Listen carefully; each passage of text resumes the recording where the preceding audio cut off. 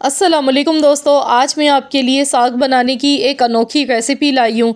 घंटों का काम होगा अब मिनटों में। ख़वातीन की आसानी के लिए आज मैं आपको एक ऐसा तरीका बताऊँगी कि ना तो इसमें साग को काटना पड़ेगा घंटों तक बैठ के, और ना ही तो घंटों पकाना पड़ेगा। बिना किसी मेहनत के ना तो हम इसे घोट कर बनाएंगे, बहुत ही आसानी से, बहुत ही सिंपल मेथड से बनाएंगे और कोई इतना शानदार साग बन के तैयार होगा कि आप भी कहेंगे कि वाह क्या रेसिपी है, क्या साग बना है, सर्दियों का मज़ा ही दोबाला हो जाएगा। तो चलिए रेसिपी देख लेते हैं। इसके लिए मैंने यहाँ पर साग लिया है, सरसों का साग लिया है 2 किलो। 2 किलो सरसों ली है और मैंने इसे अच्छी तरह से वॉश कर लिया। आप देख सकते हैं इस तरह से बड़ी सी टोकरी में डालकर आपने भी सबसे पहले इसे अच्छी तरह वॉश करना है। इसके साथ आधा किलो पालक है, आधा किलो पालक, 2 किलो सरसों का साग है। आपने भी इसी तरह किसी बड़ी बास्केट में डालकर खुले पानी से वॉश करना है, क्योंकि इसमें मिट्टी डस्ट वगैरह बहुत ज़्यादा होती है। इसके बाद इसकी डंडियाँ हमने फेंकनी नहीं है। मैंने आपसे कहा था ना हम इसे काटेंगे नहीं। इसमें थोड़ी थोड़ी सी जड़ें साथ में लगी हुई थी, वो मैंने थोड़ी सी हटा दी हैं, क्योंकि साग की जो डंडी होती है इसमें खुशबू होती है, इसी में जायका होता है, लज्जत होती है। तो यहाँ पर इसी तरीके से ये पूरा साग चॉपर में डाल देंगे। इसकी जो कटिंग है वो चॉपर के ज़रिए होगी। आज हम कोई मेहनत नहीं करेंगे, बिना किसी झंझट के आज हम इसकी कटिंग चॉपर में डाल के करेंगे, और यकीन मानिए कोई इतना ज़बरदस्त साग इसमें कटता है। ये देखिए बारीक बारीक एकदम चॉप हो गया, ये देखिए दानेदार बिल्कुल, कोई इसका पेस्ट नहीं बना है। ये देखिए इतना बेहतरीन सा साग देखिए चॉप हो गया है। अच्छा, एक ट्रिक मैं आपको और बता दूं, साग अक्सर जब आप बनाते हैं तो वो क्यों खुशबूदार नहीं बनता है, उसकी मेन रीज़न ये होती है कि पहले आप कटिंग कर लेते हैं, बाद में उसको वॉश करते हैं। तो ये तरीका बिल्कुल गलत है। पहले जब भी आप साग लें तो पहले आप साग को अच्छी तरह से धो लें। अच्छी तरह से धोने के बाद उसके बाद कटिंग करें, क्योंकि काटने के बाद जब आप धोते हैं तो उसके जितने भी फ्लेवर हैं, उसकी जो खुशबू होती है वो पानी में सब निकल जाती है। तो ये गलती कभी भी मत करें साग पकाते टाइम। इसके बाद आप देख सकते हैं आधा किलो पालक और 2 किलो सरसों मैंने इस तरह से काट के डाल दी। 1 कप पानी का इसमें डाला है। इसके साथ ही यहाँ पर आधी मीडियम साइज़ की प्याज इसमें शामिल कर दी है। सूखी लाल मिर्चें डालेंगे, इसमें फ्लेवर इससे बहुत अच्छा आता है। 10 से 12 सूखी गोल वाली लाल मिर्चें इसमें शामिल कर दी मैंने।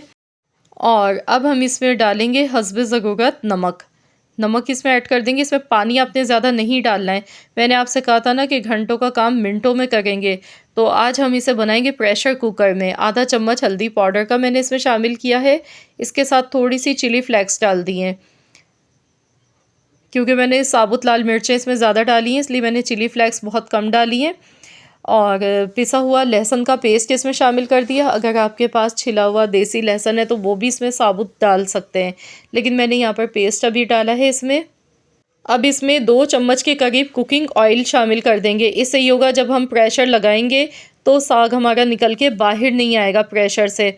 तो चलिए अब हम इसे प्रेशर लगा देते हैं। तो यहाँ पर पहले एक बार इसे मिक्स करके मैं आपको दिखा देती हूँ। ये देखिए इसमें पानी नहीं होना चाहिए ज़्यादा। तो वैसे तो इसे पकाने में बिल्कुल भी ज़्यादा टाइम नहीं लगता है, लेकिन हम इसे आज पकाएंगे सिर्फ 10 मिनट। तो मैंने यहाँ पे ढक्कन लगा दिया है और हम इसे अब पका लेते हैं सिर्फ 10 मिनट के लिए। 10 मिनट के बाद फिर मैं आपको दिखाती हूँ कि ये किस कंडीशन में। तो यहाँ पर टोटल 10 मिनट हो गए हैं पकते हुए अल्हम्दुलिल्लाह। मैं आपको दिखा गई हूँ। ये देखिए बिल्कुल भी देखिए साग का पानी भी बाहर नहीं निकला, और आप देख सकते हैं बहुत ही बेहतरीन सी इसमें से खुशबू आने लगी है। कलर आप चेक कीजिए, बिल्कुल दिखने में ऐसा फ़ील हो रहा है जैसे हमने इसे कई घंटों तक पकाया है। एकदम मुलायम सॉफ्ट ये बना है। सरसों का साग आप जब भी ख़रीदें ना तो एक चीज़ और देख लिया करें, डंडी आप तोड़ के देखा करें। अगर डंडी आसानी से टूट रही है तो आप इस तरह का साग ख़रीदें। जिसकी साग की डंडी टूटती नहीं है और इसमें से धागे निकल रहे हो तो वो अच्छा नहीं बनता है। अब इसमें मेथी डालेंगे। आधा पाव मैंने मेथी ली थी। मेथी को भी मैंने अच्छी तरह से वॉश कर लिया था। उसके बाद मैंने मेथी की कटिंग कर ली। मेथी से खुशबू बहुत अच्छी आती है। मेथी शुरू में मत डालिएगा, वरना ज़्यादा पकाने से इसकी खुशबू फिर कम हो जाती है। तो हमने जब साग गल जाएगा, अच्छी तरह से पक जाएगा, इसके बाद इसमें मेथी शामिल करनी है। मेथी से बहुत ही ज़बरदस्त फ्लेवर आता है। अभी आप देख रहे होंगे साग में थोड़ा सा आपको पानी नज़र आ रहा है, ये देखिए इस तरह से।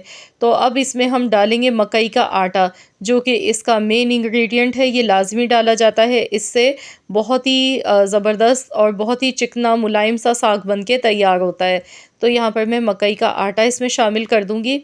एक हाथ से चम्मच चलाते रहेंगे, एक हाथ से थोड़ा थोड़ा सा इस तरीके से हम डालते रहेंगे। हस्ब ज़रूरत इसमें मकई का आटा डालना है, तो मैंने यहाँ पर तकरीबन 2 से 3 चम्मच के करीब मकई का आटा शामिल किया है। मैं इसे मिक्स करती जा रही हूँ। तो बस इतना इसमें मकई का आटा डालना है कि इसमें ये जो पानी अलग से दिख रहा है ना, ये नहीं नज़र आना चाहिए। इस तरह की कंसिस्टेंसी इसकी हो जानी चाहिए। ये देखिए, एकदम देखिए मुलायम सॉफ्ट सरसों का ये साग तैयार हो गया है। अब आपको बिल्कुल भी इसे घोटने की ज़रूरत नहीं है, क्योंकि ये खुद ही इतना मुलायम है। जब हमने चॉपर में इसकी कटिंग की तो ये इतना ज़बरदस्त सा तैयार हुआ। साथ में हमने इसे 10 मिनट प्रेशर कुकर में पकाया है, तो ये बहुत ही कम वक्त में बनके तैयार हो जाता है और इसे पीसने की भी ज़रूरत नहीं पड़ती है। बहुत ही आसान सिंपल मेथड है। तो ख़वातीन की आसानी के लिए आज की रेसिपी ये बहुत ही ज़बरदस्त है, ज़रूर ट्राई कीजिएगा। इसमें मैंने थोड़ा सा हरा धनिया कटा हुआ शामिल किया, हरी मिर्च डालेंगे, इससे बहुत ही अच्छा जायका आएगा, खुशबू बहुत अच्छी आती है हरी मिर्च से।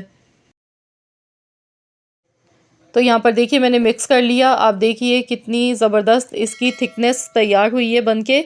तो चलिए अब भगाग इसका बना लेते हैं।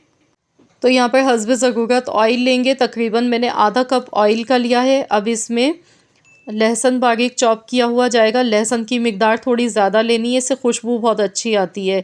2 इंच के बराबर अदरक का मैंने टुकड़ा लिया है काट के।